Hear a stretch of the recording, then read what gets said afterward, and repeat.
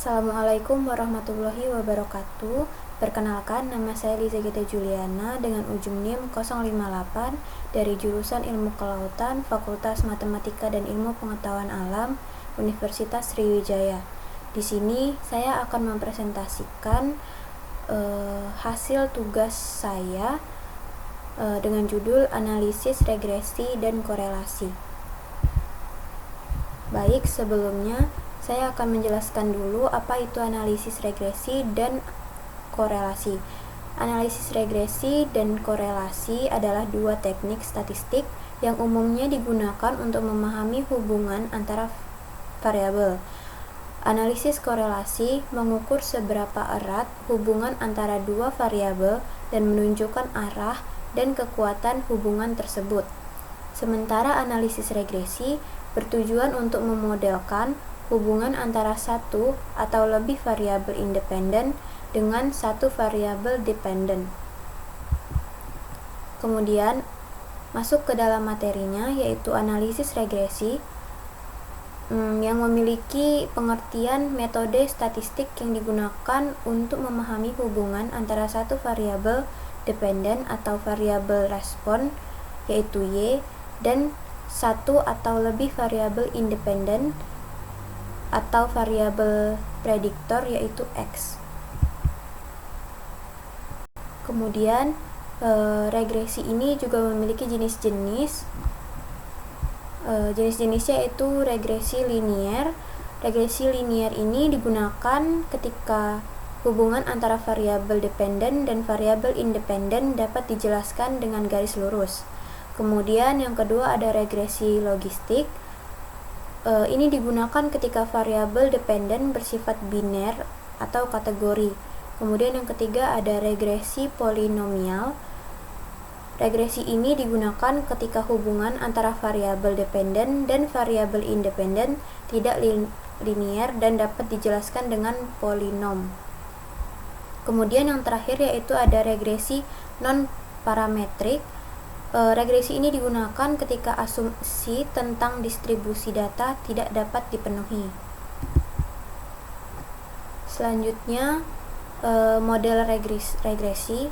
Dalam analisis regresi, kita membangun model matematis yang menggambarkan hubungan antara variabel dependen Y dan satu atau lebih variabel independen X. Model regresi umumnya dinyatakan dengan bentuk persamaan, yaitu Y sama dengan A ditambah B kali X. Kemudian ada penerapan analisis regresi dalam ilmu kelautan, yaitu contohnya seperti prediksi tangkapan ikan, yaitu memprediksi tangkapan ikan berdasarkan faktor-faktor seperti musim, kedalaman laut, dan lokasi perairan. Kemudian juga ada lagi contohnya pemodelan perubahan iklim, yaitu memodelkan perubahan iklim di laut seperti peningkatan suhu permukaan laut berdasarkan data historis atau faktor-faktor pengaruhnya. Kemudian yang berikutnya ada analisis korelasi. Korelasi adalah ukuran statistik yang digunakan untuk mengevaluasi kekuatan hubungan antara dua atau lebih variabel. Analisis korelasi membantu untuk memahami sejauh mana dua variabel yang berbeda berhubungan satu sama lain. Kemudian, analisis korelasi ini juga memiliki jenis-jenis, yaitu korelasi Pearson atau juga dikenal sebagai korelasi produk momen, mengukur kekuatan dan arah hubungan linier antara dua variabel yang berkelanjutan. Kemudian yang kedua ada korelasi Spearman, mengukur hubungan monotonik antara dua variabel tidak terbatas pada hubungan linier, cocok untuk data ordinal atau data yang tidak berdistribusi normal. Kemudian yang terakhir yaitu ada korelasi Kendall. Mirip dengan korelasi Spearman, mengukur hubungan monotik antara dua variabel tetapi menggunakan peringkat data. Kemudian ada pengukuran kekuatan dan arah korelasi. Kekuatan korelasi mengindikasikan seberapa erat hubungan antara dua variabel, sedangkan arah korelasi menunjukkan apakah hubungan itu positif atau berhubungan langsung dan negatif atau berhubungan terbalik. Kemudian kekuatan korelasi dapat berkisar dari -1 sampai ke +1 atau 1,0. Nilai +1 atau 1,0 ini menunjukkan korelasi sempurna atau positif, di mana kedua variabel bergerak searah, sedangkan nilai -1 atau -1,0 ini menunjukkan korelasi sempurna negatif, di mana kedua variabel bergerak dalam arah yang berlawanan. Kemudian di sini di titik tengah ada tulisan tidak ada korelasi, itu dinilai 0, menunjukkan tidak adanya korelasi linier antara dua variabel. Di dalam pengukuran kekuatan dan arah korelasi ini juga terdapat arah korelasi dalam berupa positif, yang berarti bahwa kenaikan nilai pada satu variabel berhubungan dengan kenaikan nilai pada variabel lainnya, atau negatif, yang berarti bahwa kenaikan nilai pada satu variabel berhubungan dengan penurunan nilai pada variabel lainnya.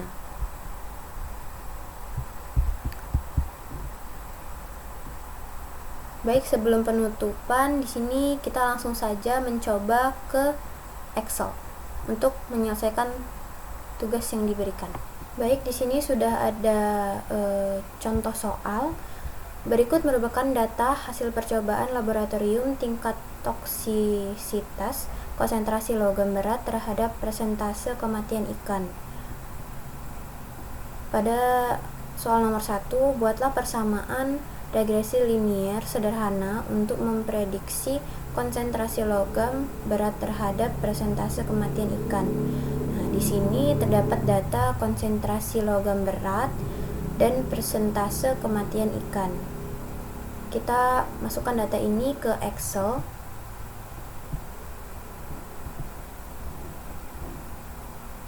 Setelah itu kita klik data, pilih data analis,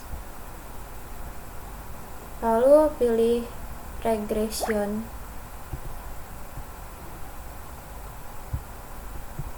Di sini masukkan data yang akan kita pilih.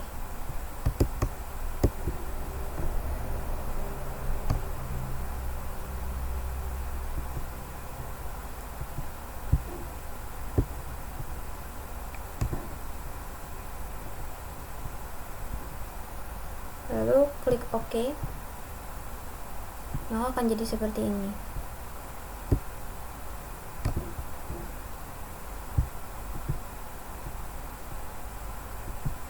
Saya akan tandai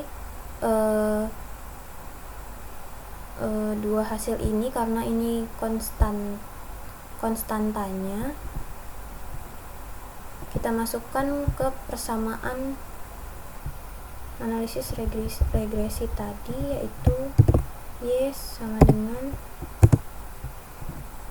A nya itu 15,31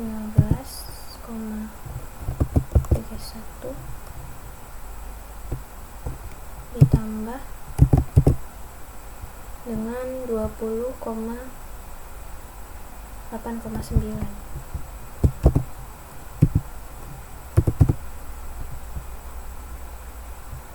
X.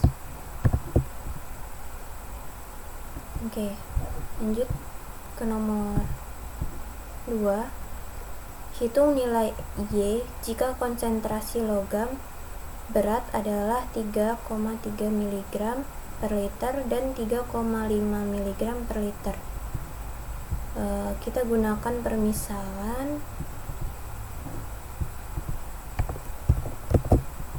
A sama dengan 3,3 mg per liter dan B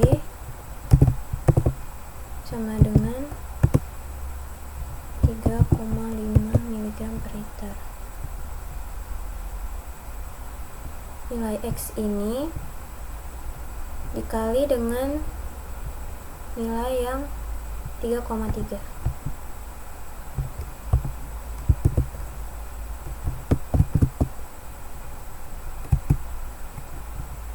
Kemudian kita masukkan nilai Y,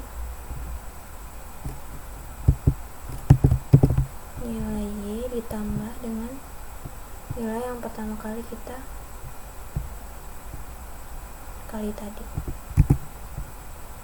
maka dia dapatkan hasil 84,26. Selanjutnya yang B juga sama, masukkan nilai ini lalu dikali dengan 3,5,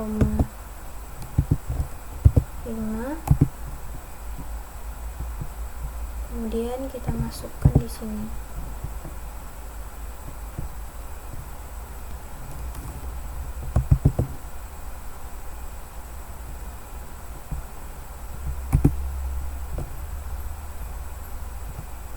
Maka didapatkan hasil seperti ini. Ini dapat kita sederhanakan.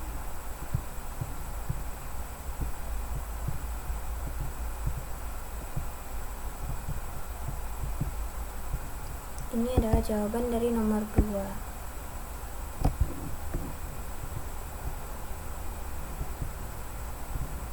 Kemudian kita lanjut ke pertanyaan nomor 3. Hitunglah nilai korelasi R.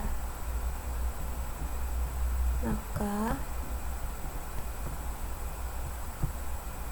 kita dapat lakukan dengan cara blok kedua tabel, lalu pilih data